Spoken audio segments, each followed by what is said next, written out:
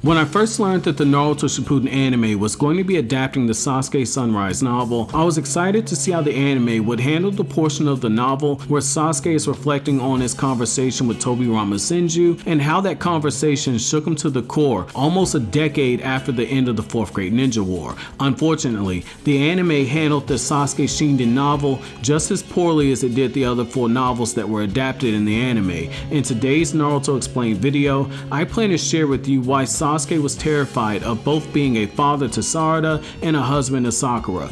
It's in the Sasuke Sunrise novel, just after Sasuke learns about Dark Thunder, that we get a very brief yet extremely deep glimpse into the fractured psyche of Sasuke Uchiha post 4th Great Ninja War.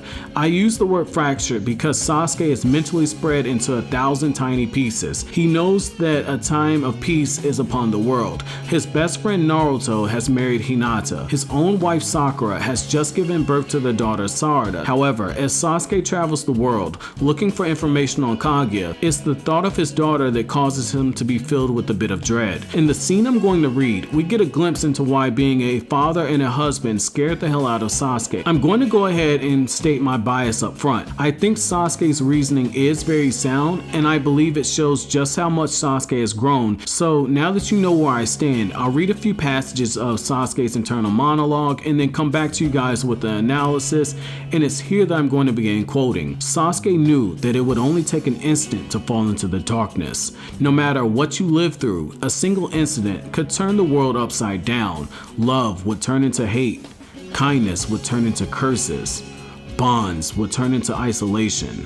His clan, the Uchiha, had been a deeply loving clan. Thus, when they had lost love, sometimes everything was painted over in blood and transformed love into hate. The second Hokage, Tobirama Senju, told him that, having been isolated and embraced hatred in order to grow more powerful, Sasuke's own life had proven Tobirama Senju correct. Although he had come out of that darkness, he knew himself all too well. He knew he still contained a latent potential for something similar happening in the future. If he lost someone precious again, it was a violent impulse that ate into reason. It slept inside his body. All it took was one more loss of love. In order to not commit that same error again, Sasuke needed to be alone. He needed the time to re-examine himself, regardless of who he hurt. He had to learn to control the Uchiha blood that rushed through his veins. He had made connections with people he loved now. If he ever had to experience parting with one of them, losing that love at some point, he didn't trust himself.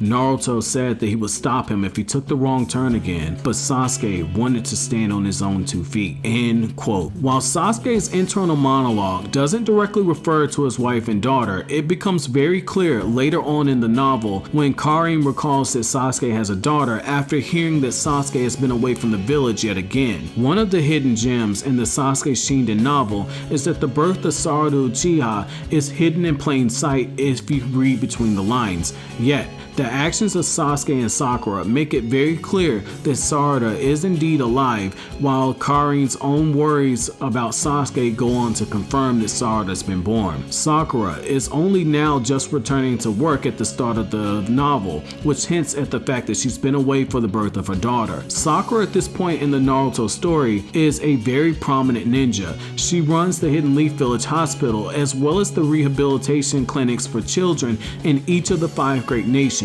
She isn't someone who can afford to take extended periods of time off. This brings us to Sasuke himself. Sasuke is thinking about how he would react if he ever lost the people that he loved. What's interesting about this is that Sasuke in an earlier passage had a similar train of thought when he referred to letting down his friends, yet he never used the word love to describe his relation to them. On the other hand, while he doesn't mention his wife and daughter by name, it is telling that he thinks of them just after he thinks of his older brother Itachi, showing that he's already made the process of thinking about family one that is coming to reality. Sasuke wants to gain control over his nature as an Uchiha, in the off chance that if something happens to his wife or daughter, he'll be able to control that impulse. Sasuke is one of the 2 most powerful beings in the world, and when you add in the fact that Sasuke has all of the powers of the Rinnegan, which is confirmed by the data book and includes each of the 6 path abilities, he is one of the most hacks ninja to walk the Naruto verse.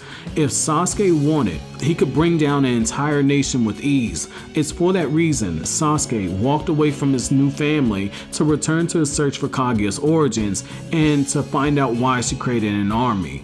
Sasuke was worried that whatever scared Kaguya would take his family away, which would in turn plunge him back into the darkness that he'd only just been saved from. So what do you guys think? Did Sasuke have a good reason for staying away from the village? That's it for my video today. Don't forget to comment, rate, subscribe, and share. Have an awesome day, guys.